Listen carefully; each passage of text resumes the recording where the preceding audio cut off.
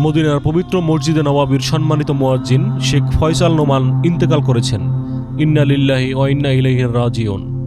Saudi আরবের দুই পবিত্র মসজিদ ভিত্তিক ওয়েবসাইট ইনসাইড দ্য হারামাইন জানিয়েছে, মঙ্গলবার 23 ডিসেম্বর ফজরের নামাজের পর মসজিদে নবাবিতে তার জানাজা নামাজ আদায় করা হয়।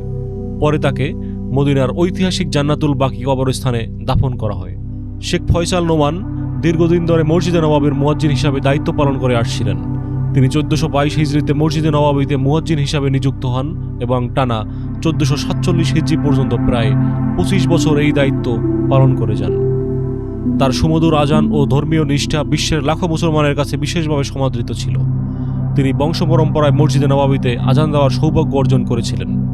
তার দাদা ও বাবা দুজনই এই সম্মানিত দায়িত্বে অতীতে নিয়োজিত ছিলেন।